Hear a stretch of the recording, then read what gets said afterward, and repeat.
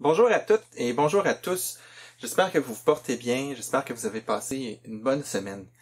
Pour ceux et celles qui fréquentent l'église du Lac-Saint-Louis, vous connaissez notre énoncé de vision, vivre en enfant de lumière pour être un repère dans les ténèbres. Dans les prochaines capsules, j'aimerais ça la décortiquer morceau par morceau avec vous. Normalement, lorsque l'on écrit une vision, lorsqu'on compose une vision, on essaie de faire quelque chose qui est assez court pour qu'on puisse l'apprendre facilement, pour qu'on puisse la répéter facilement. Et on peut évidemment pas tout rentrer le but d'une église dans une petite phrase courte. Alors, ce que l'on fait souvent, pour pouvoir quand même exprimer les valeurs et les objectifs que l'on a, ce que l'on fait, c'est qu'on cache du sens dans les mots. On utilise des mots chargés de sens que l'on peut décliner d'une façon ou d'une autre, faire apparaître différents aspects de ces mots-là d'une façon ou d'une autre.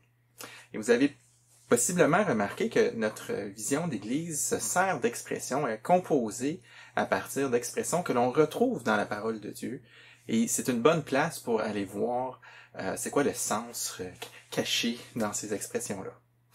Et la première expression que j'aimerais regarder avec vous, c'est « enfant de lumière ».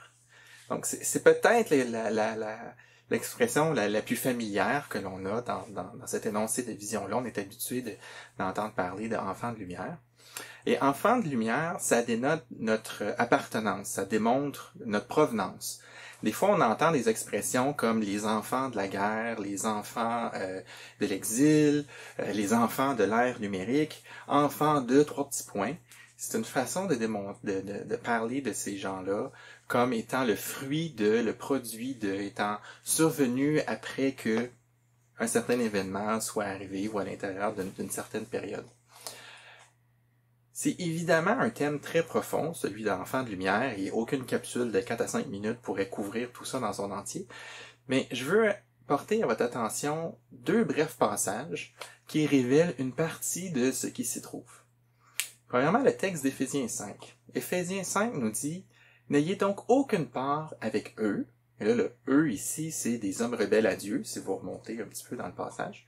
« Car si autrefois vous étiez ténèbres, maintenant, vous êtes lumière dans le Seigneur, conduisez-vous comme des enfants de lumière. » Ici, il y a la rébellion à Dieu qui constitue les ténèbres. Et le croyant est déclaré n'appartenant plus aux ténèbres dans ce passage-là. Il lui a appartenu, il n'y appartient plus. Ceux qui appartiennent aux ténèbres sont ceux qui sont rebelles à Dieu. Et le texte nous dit que si nous sommes nous dit que nous sommes dans la lumière, dans le Seigneur, et que donc, puisque nous venons de Dieu, maintenant, nous sommes enfants de lumière, et nous devons nous comporter comme tels. Ici, le terme « enfant de lumière » a un caractère moral, un sens moral. On ne doit pas pratiquer ce qui est immoral, car nous provenons de celui qui est saint. Si vous lisez les versets juste avant, celui que je viens de lire, le verset 7, si vous lisez les versets avant, vous avez une liste d'exemples de ce qui constitue des actions rebelles à Dieu. Mais c'est intéressant de remarquer que c'est l'aspect d'être rebelle à Dieu qui constitue le mal, pas tant les actions. Ça dit autrement, c'est possible de faire des actions qui pourraient avoir de l'air bonnes, mais si elles sont faites en étant rebelles à ce que Dieu veut, elles sont quand même mal. Donc, on ne peut pas limiter le mal juste à ce qui est dans la petite liste au début du chapitre 5. Mais le mal est vraiment défini en relation avec Dieu. Le mal n'a pas une définition abstraite sur une liste, là, il y a des choses décrites. Ce qui est sur cette liste-là, c'est mal. Le mal est défini comme étant notre position par rapport à Dieu, notre relation avec Dieu, et dans quelle optique, dans quelle relation on pose les gestes que l'on pose. Souvent, les gens rebelles commettent des choses qui sont facilement identifiables, mais encore une fois, le véritable nœud ici, c'est la rébellion à Dieu. Mais maintenant qu'on est réconcilié avec Dieu par l'œuvre de Jésus, on n'appartient plus à ceux qui sont rebelles, nous appartenons à Dieu. Nous sommes lumière parce que nous venons de lui. Et c'est pour cela que l'exhortation arrive à la fin du verset « Conduisez-vous en enfants de lumière », comme une genre d'opposition à ne vous conduisez pas en enfant de ténèbres. L'enfant de lumière marche selon sa nature de lumière. Et c'est l'exhortation de Paul pour nous, que le croyant marche selon sa vraie nature, c'est-à-dire la nature d'être de la lumière.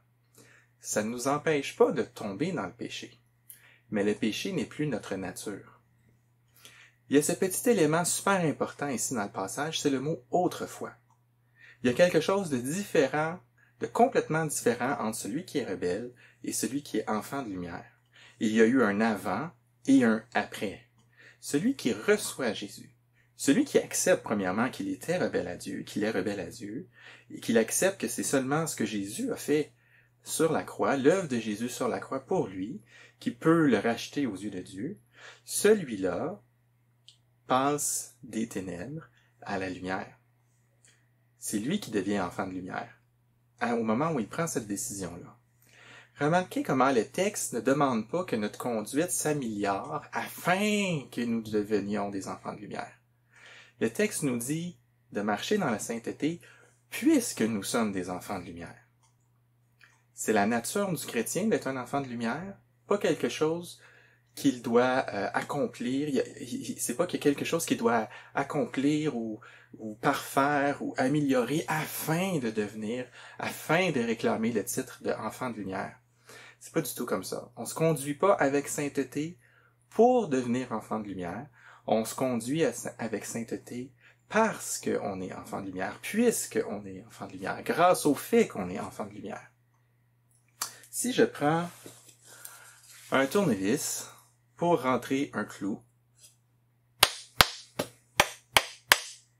même si je réussis, ça ne fait pas de ce tournevis un marteau.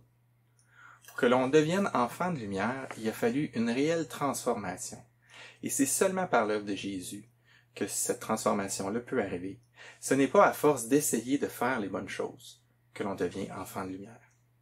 Dieu nous a transportés des ténèbres au royaume de son Fils Jésus à cause de l'œuvre que Jésus a faite sur la croix. Et ce déplacement-là s'est fait une fois pour toutes, grâce à Jésus. C'est mon premier point. Mon deuxième point, la semaine prochaine. En attendant, je vous encourage à vivre en enfant de lumière pour être un repère dans les ténèbres. Je vous souhaite une bonne semaine et que le Seigneur vous bénisse abondamment.